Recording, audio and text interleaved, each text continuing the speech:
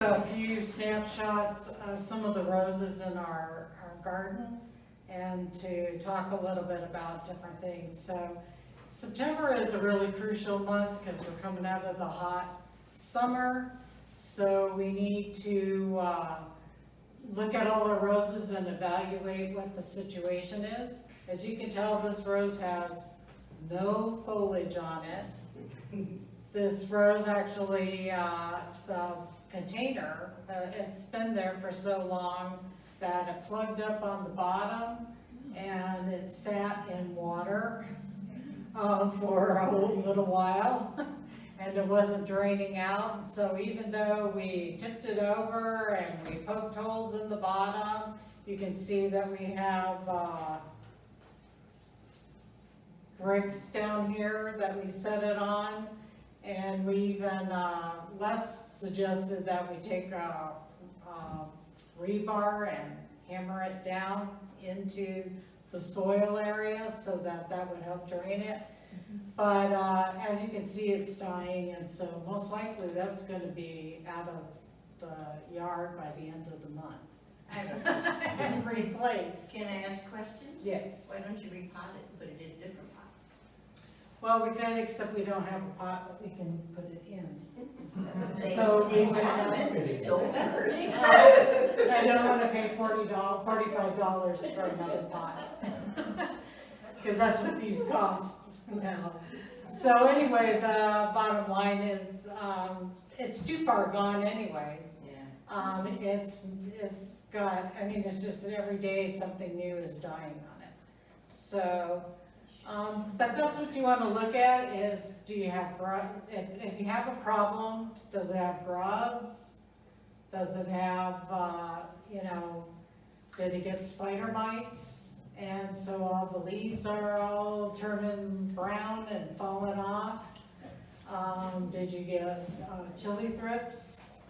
And so now you have all kinds of new deformed new growth on the top of it. So you just want to evaluate what your situation is and what you need, and then you'll be able to deal with it.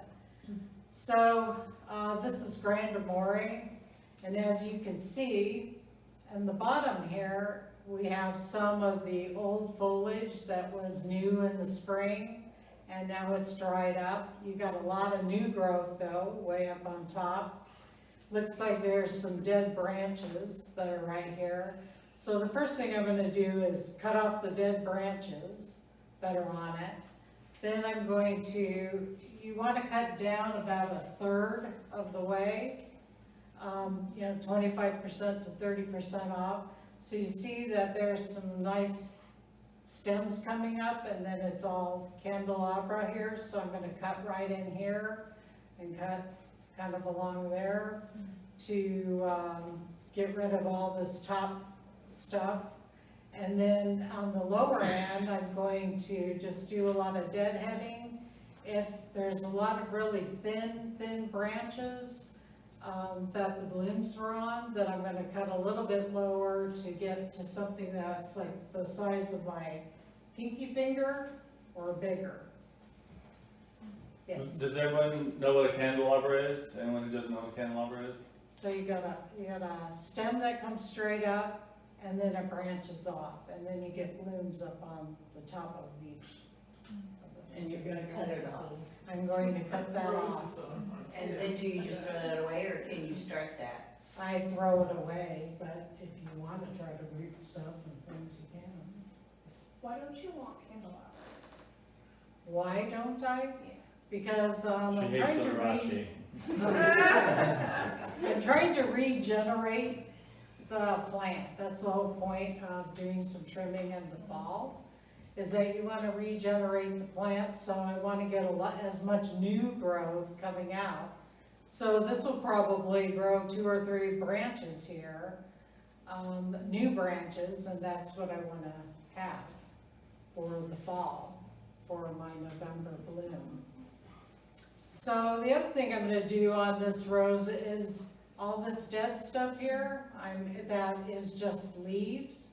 If it's not a cane that's died or something, I will cut the cane off if it's dead, but Otherwise, I'm gonna leave it there.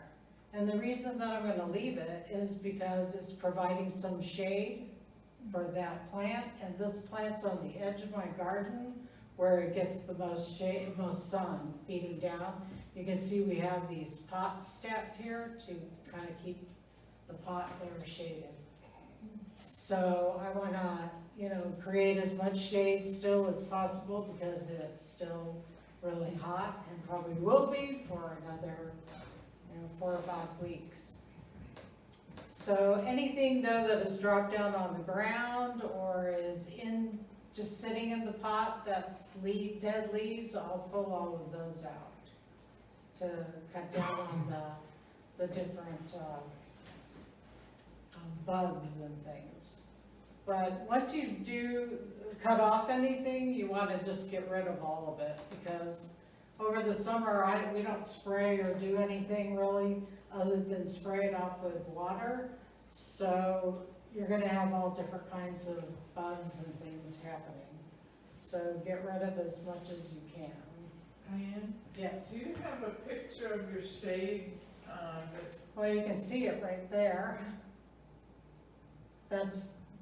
These are the metal poles, and that's the shade cloth that's on it. You can see through it, we leave the shade cloth up, until it's, well in the 90s, low 90s consistently. And what's the percentage of protection on the shade cloth? That is what, 63%, Lou? We tried 75%, we tried 80, but you get a really spindly growth during the summer, it's horrible.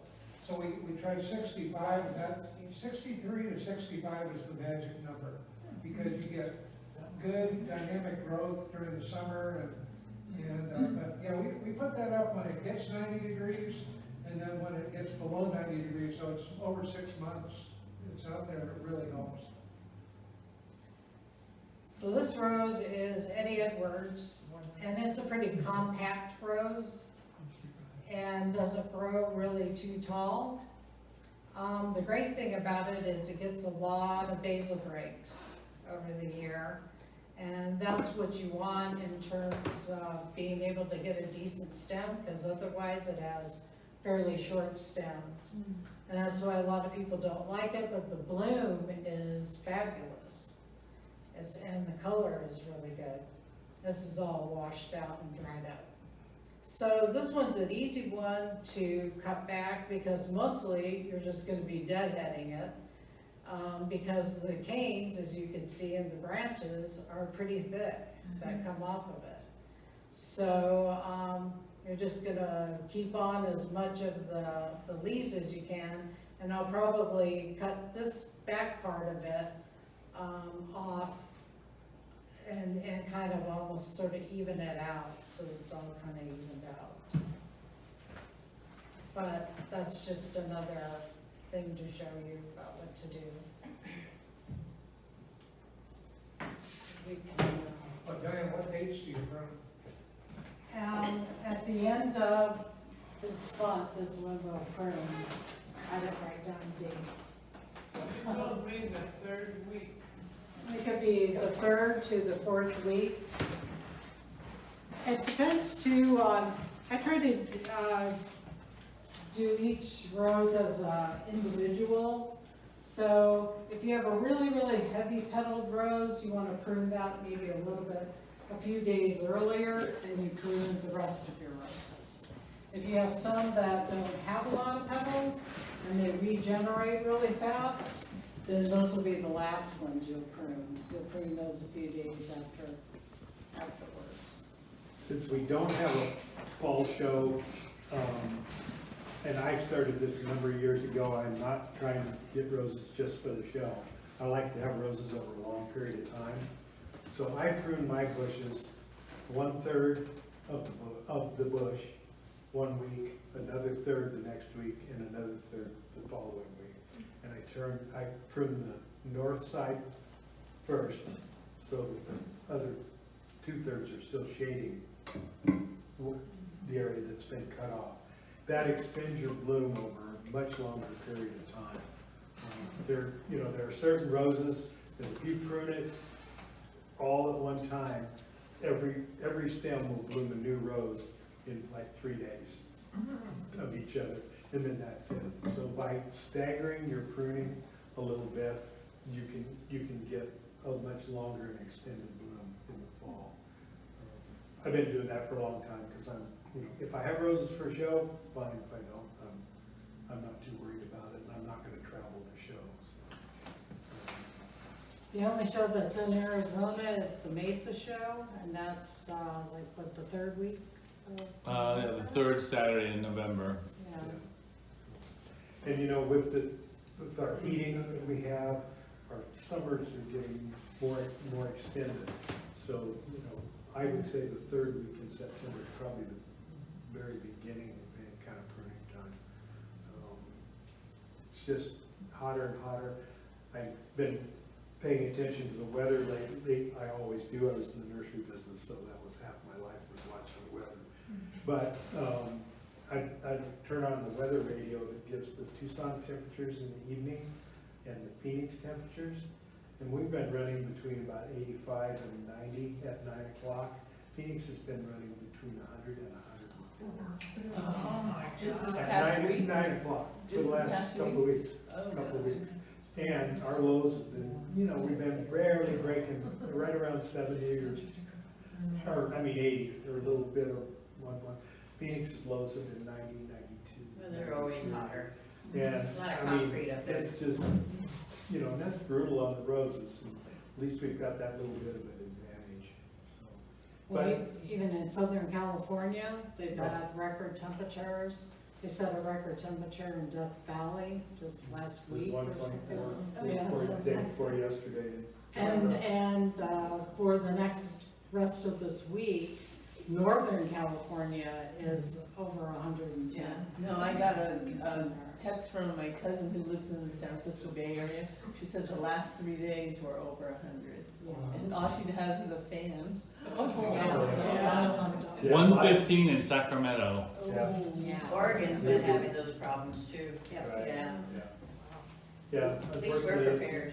unfortunately, it's not gonna get any better, and I don't think, and our water situation is not gonna get a whole lot better. Tucson's actually in a little better shape than some other places, because we've been banking water out in Napa Valley ever since they started pumping CAP water in here.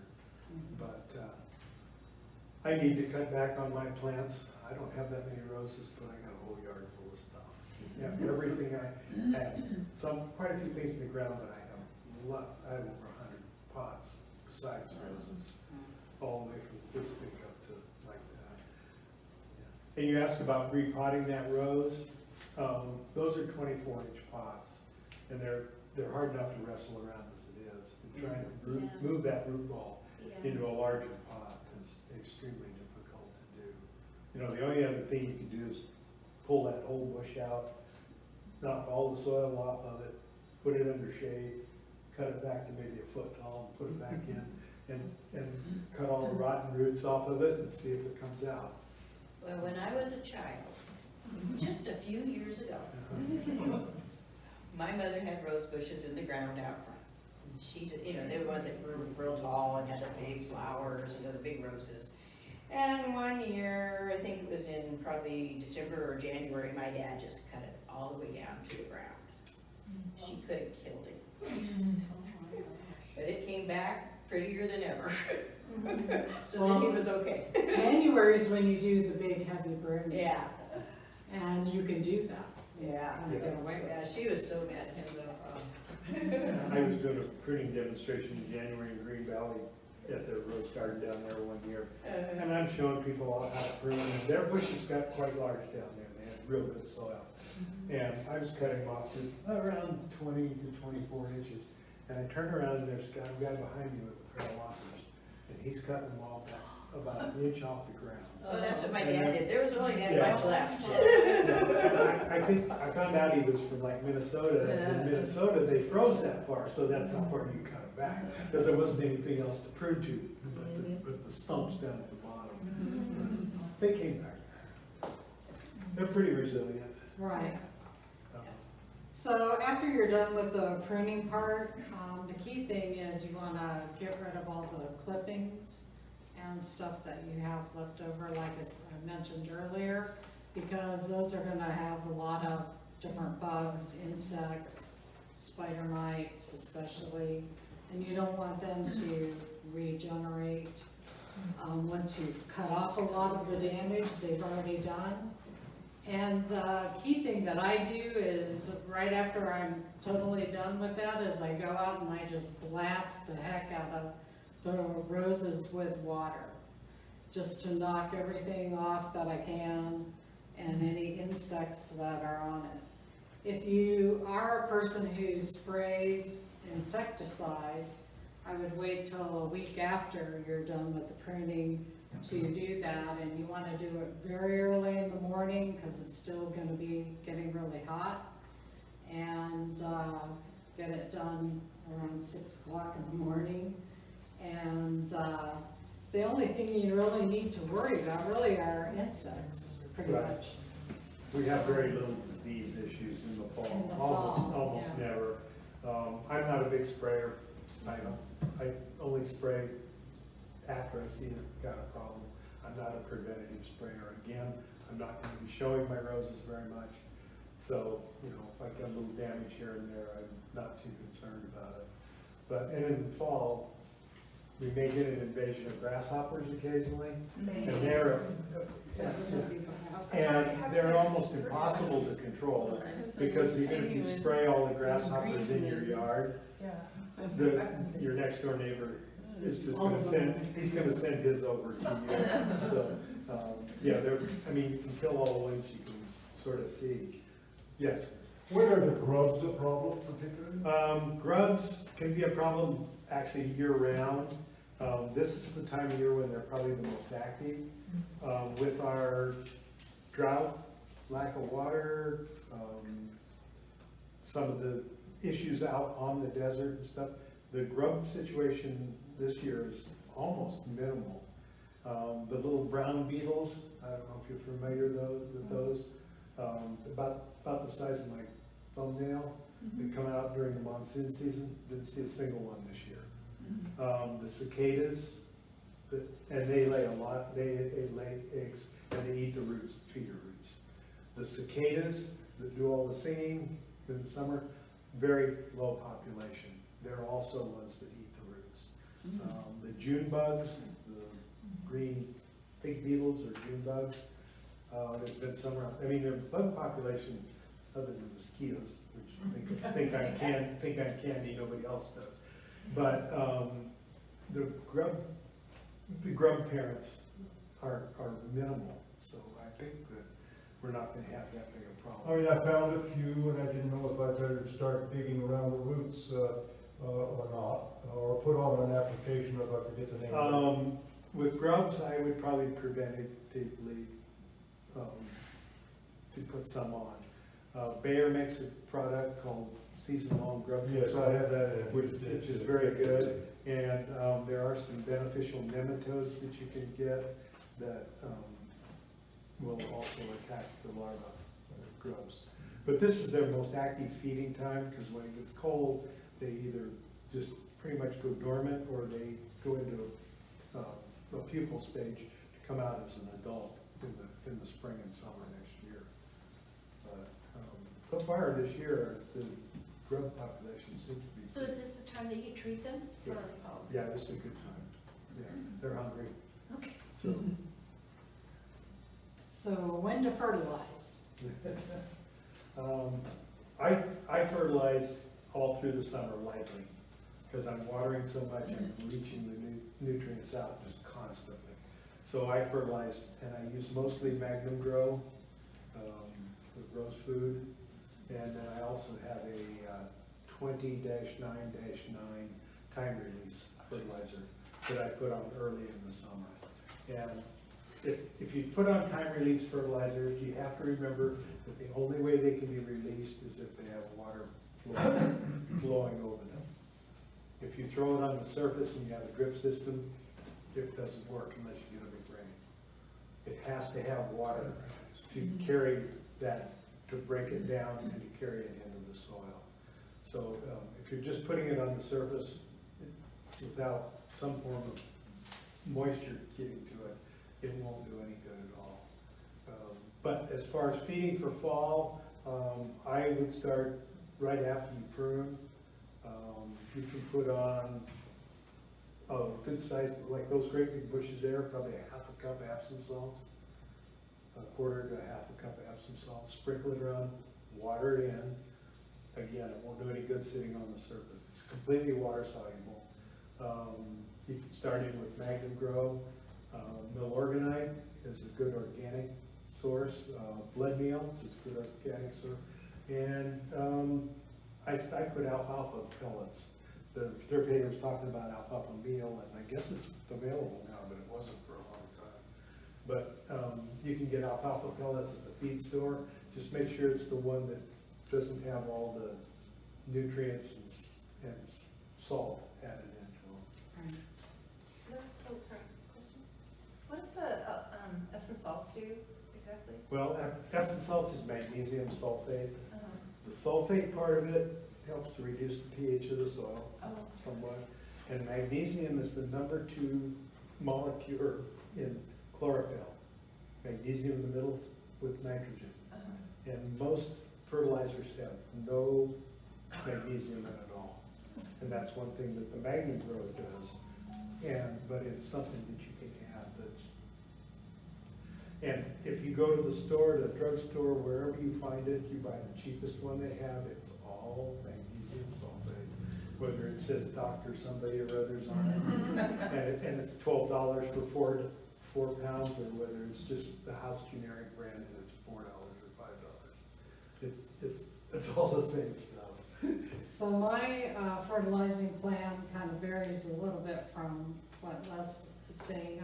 On September 1st, it's still part of our summer program, so we're putting Milorganite down. And then about the middle of September or so is when we do the Epsom salts and the alfalfa meal, or alfalfa pellets, whatever on it. And then starting, since we're pruning at the end of the month, the following week is when we start our actual fertilizing plan, because our hope is to have enough roses and blooms because we go to the show. So what we're going to be doing is 1 week with Magnum Grow, and the second week will be with fish emulsion, Alaska fish emulsion. So, and we just alternate all the way till the show date. One thing I can tell you is it's very hard now to find Alaska fish emulsion anywhere. I don't know if it's just a production problem and supply chain problem, or if it's something that they're cutting back on, or what's going on. If you need a lot of it, which we do for 50 rose plants and water, and doing it every other week for the season, we need at least 5 gallons. So you could buy 5-gallon buckets. That's the cheapest way to get it. The only place is through Home Depot. And unfortunately now, and I don't know if there was an accident with it at UPS or what happened, but UPS no longer delivers it. They have So to you break actually- open. You actually have to go to a store that has it, and a couple of weeks ago, the only store in Arizona that had the 5-gallon buckets available was in Peoria. So luckily, we go up to Phoenix a lot for our business, so Lou stopped. Lou called and had the manager hold it for us, and he picked it up on his way back. But just so you know, the Alaska fish emulsion is really expensive. It's over $25 a gallon. Now, It's ridiculous. Oh my God. But if you get it this way, the 5 gallons, it comes down to about $17 a gallon, which is still way too expensive, but way cheaper than 25. It used to be $10 a gallon back in the day. When you Yeah. consider it's a byproduct, Yeah. and they're probably glad to get rid of it. You know, it's like blood meal. it's You just know, another blood meal- extension. it's just dried blood that comes from slaughterhouses and stuff. I think And you just need to get some they've got fish and put 'em in. millions of gallons of blood that they're trying to get rid of. Right. Yeah, but- There was a big fish factory that burned to the ground in Louisiana, and I think they produced a lot of fish meal and fish emulsion, and I don't think they rebuilt. Yeah. I can tell you that manure is alive and well.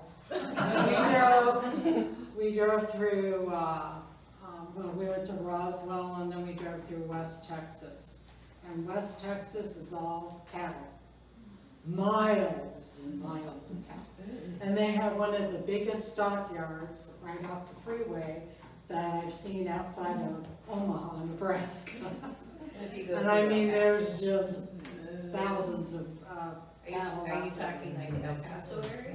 No, Because El no, Paso's towards Amarillo, Because El Paso Canyon, has them too. those way down, but, Yeah. not too far from the stockyards was a fertilizer plant. And the thing about it, it was, what about 107, 108 when we were driving through there? So even though we had recirculation on our air conditioning and all that, you could smell it for at least 100 miles around there. It was pretty bad. The other product that's going to be very difficult to get in the future, or actually you won't be able to get it by 2024 for sure, is peat moss. That's Brett, not here. Huh? That's Brett, not here. No, eventually it's gonna be here, because it's gonna be a worldwide Yeah. kind of ban on it. Peat moss is not a renewable resource. There's only certain areas in the world where they actually have those bogs. Yeah, it's actually basically mined, is what it Yeah. is. And they have to dig it all out and everything. So anyway, right now in the UK, it's completely banned. You can't buy it anywhere. And, I think a lot of it too is it's a huge carbon capture, right. so they don't want to. They don't want to get rid of any more of what's out there on the earth. And of course, So, in lots of areas in England, they burn peat right, to heat their houses. Ireland too. Yeah, in Ireland, all the British Isles, they burn peat, and it's a rather pungent smell. Yeah. It's And of course- nice. It And of smells course, good. they filter Scotch whiskey through peat too. Oh. so, That could be a crisis. anyway, in the future, it's going to be very, very difficult to find it, if at all, because there was a question, somebody was looking for it on Facebook, on the Tucson Backyard Gardeners, and several people said you can't, a lot of stores are not even going to be carrying it anymore. Yeah, Like Home Depot. Ace Hardware What's used to have the a best price on substitute? peat for years, and now they don't have it. Cocoa Choir it's called, I Yeah, think. from It's coconuts. Coconuts, it's they shred the outside of it, the brown part of it. The husk? Yeah, and, basically that is supposedly gonna be the substitute.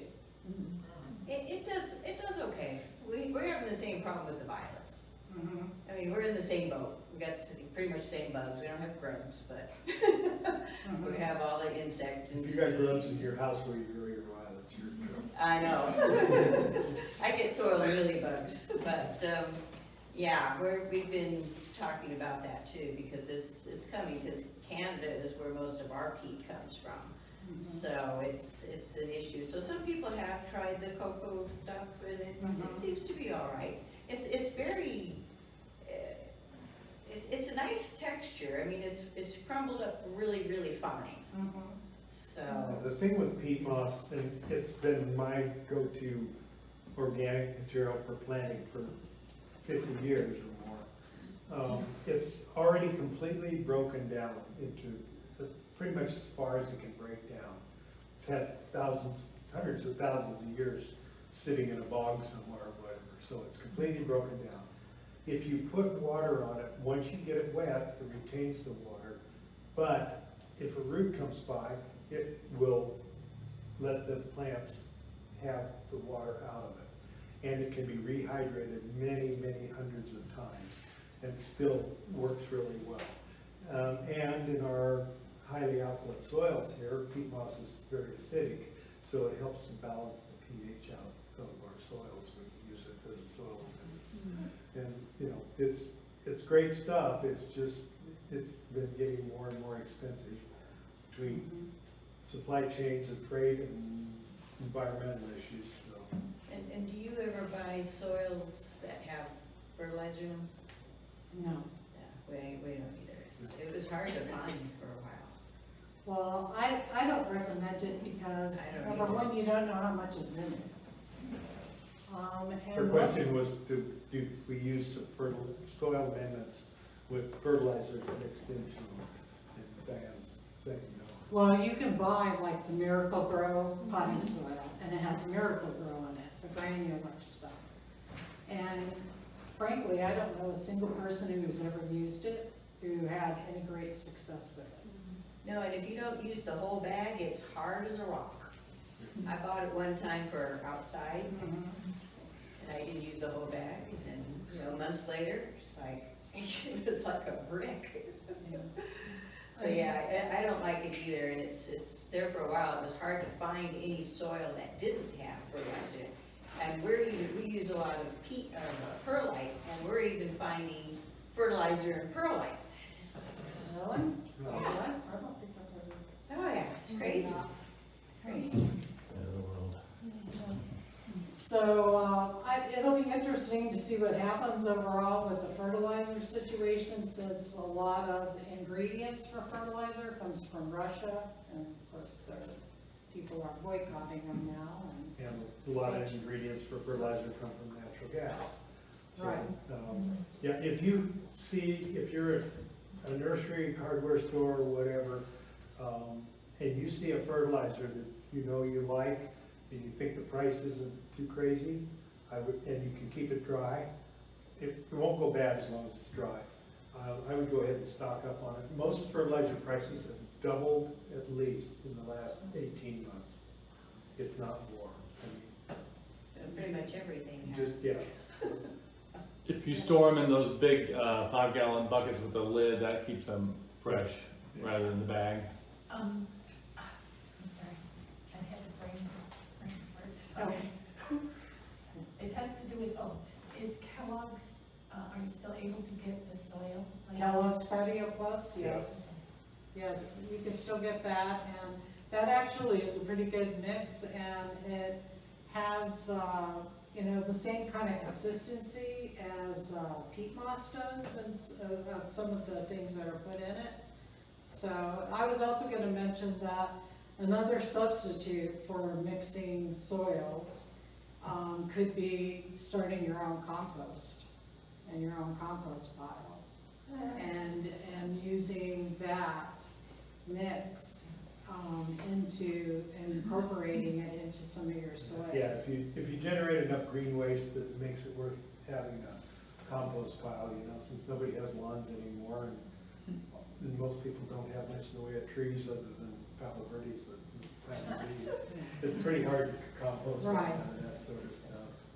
But, yeah, compost is great stuff, and after it's been sitting long enough, you can screen it, and it'll have almost exactly the same consistency as the Right. compost.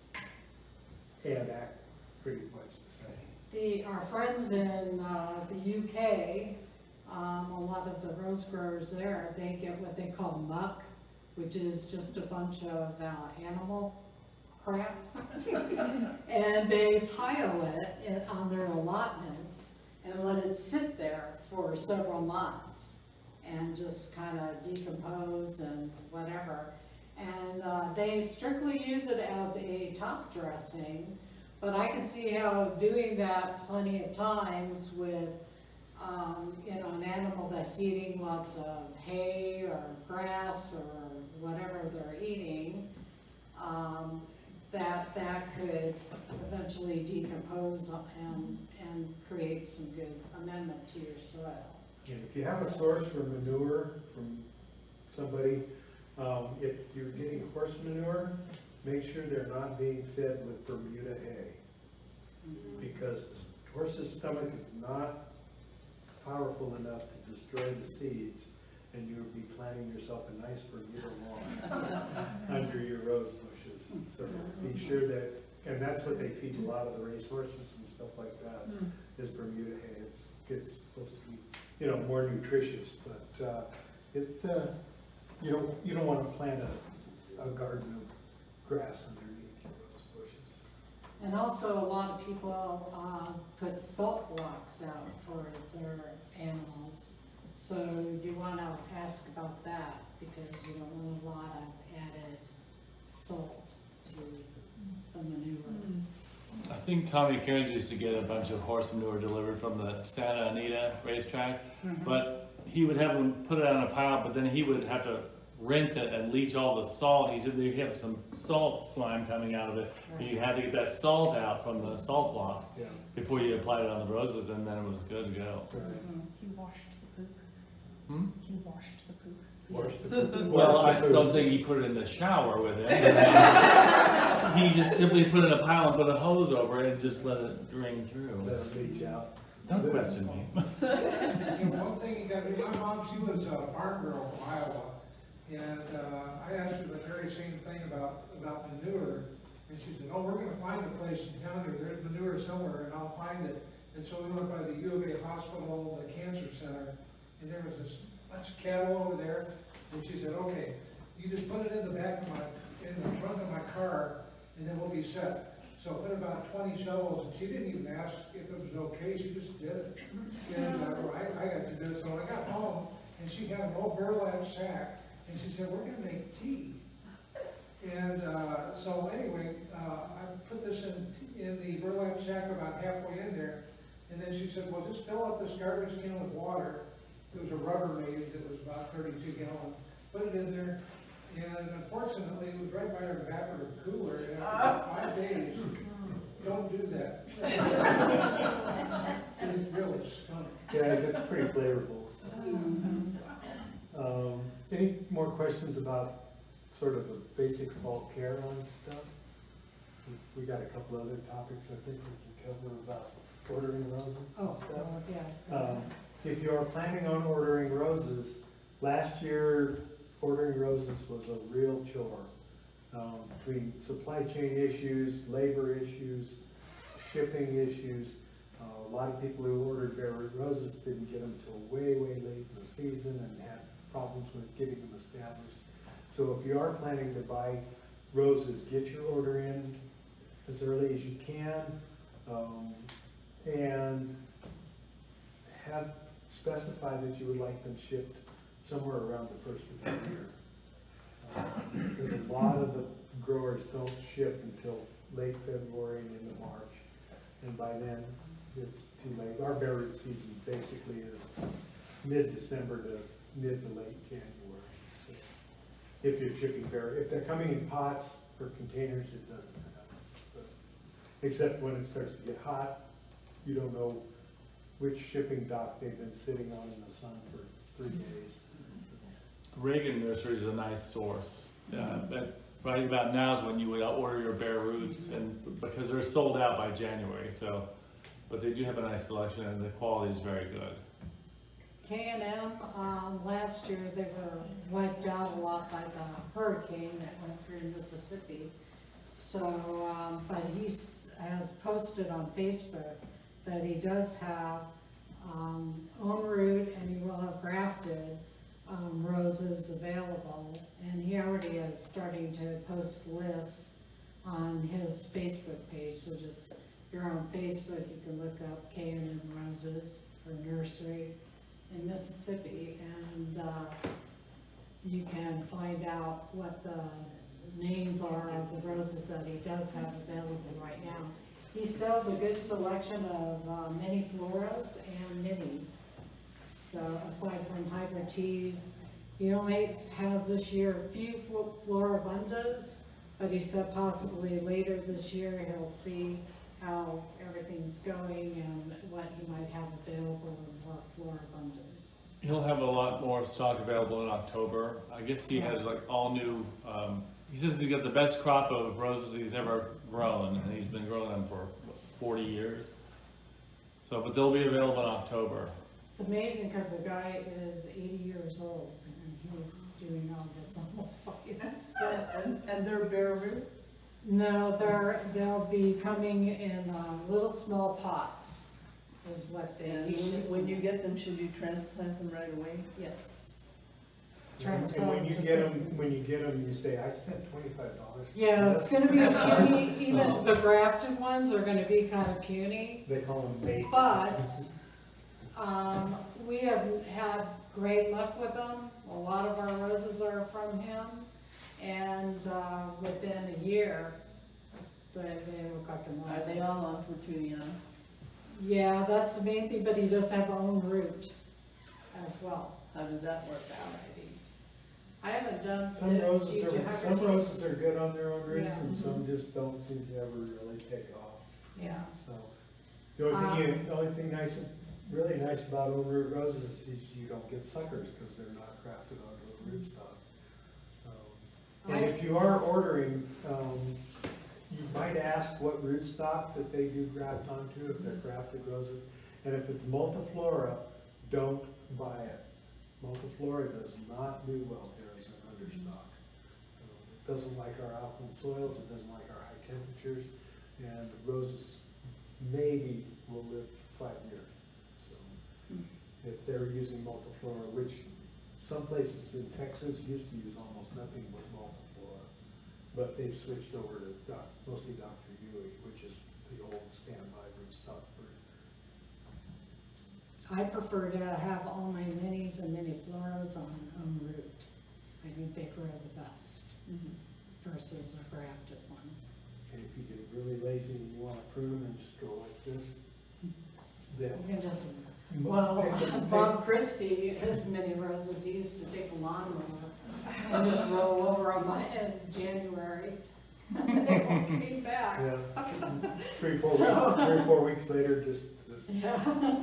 pile of brand new canes coming up from the bottom. So, yeah, minis are almost always on their own roots, the mini flowers, although they do graft some of them. Yeah. The show people like those because they grow giant bushes. And most of them now are, putting them back on their own roots, or just, growing them, budding them up themselves and stuff, so. We didn't talk anything about watering. We had depending on where you live, we had a dry July. Last year we had inches and inches. This year fairly dry July. We had a moderately wet August. No rain for 2 weeks now. So you can't count on the rain to help you out very much. The higher humidity we've had for the last 2 months helps keep things from drying out so bad.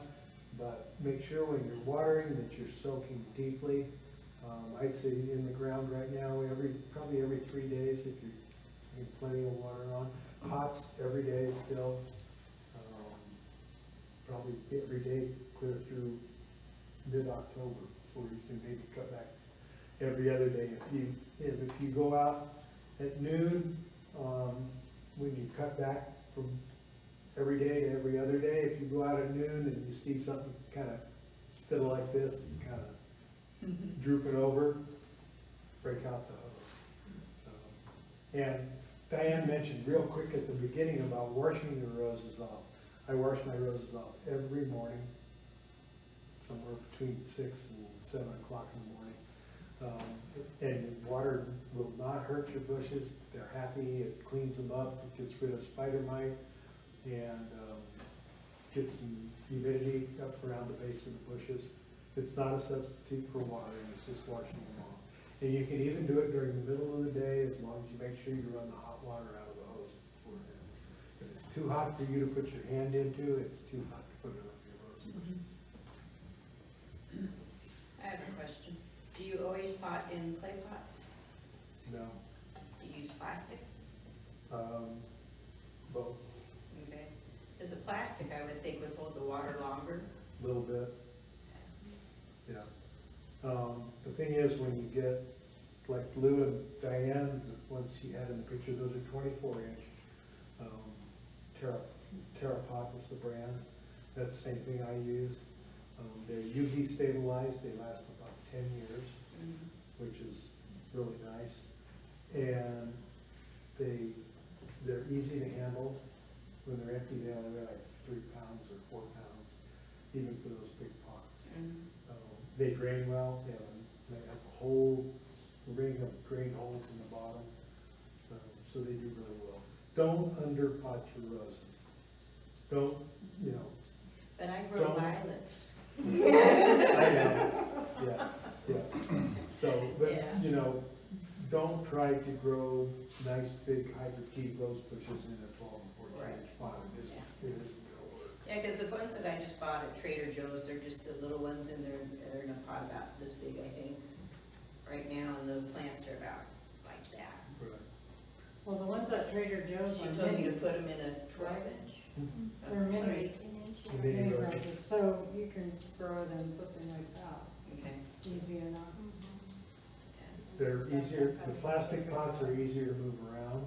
Mhm. They don't weigh as much. If you get a 24-inch good heavy clay pot, it's gonna weigh 40 to 50 I pounds. think Just, I have a just couple. for, just the pot, and then you're gonna put 100 pounds of soil in it. Right, And makes it a little difficult. I just repotted some stuff this spring, some big succulents that I'd had in really nice clay pots. They've been in there for about 10 years. And I pulled them out and put them in those 24-inch terra pots. And of course, after being root bound for 10 or 12 years, they were very happy. They've grown like crazy, and they're much easier, even with the added soil weight, the difference between the pot weight and the soil weight, they're easier to move around. yeah. Well, as far as water, because I have hundreds of African violets, because I sell them at our sales. And I also collect rainwater. So I have probably, I really have no idea, probably 200 to 400 gallons of rainwater in my garage. And I bottle it in different containers, and I have buckets that I collect it in, and I have a big 32-gallon container, but that's another way that you can help with the water situation, is to start collecting rainwater when it rains. And I catch it off the roof, but you have to wait till we've had a really good rain. Otherwise, the water is very gold colored. But the plants, it's a better water than out of your tap or your hose. And for those who have, theirs in pots, it might work, but,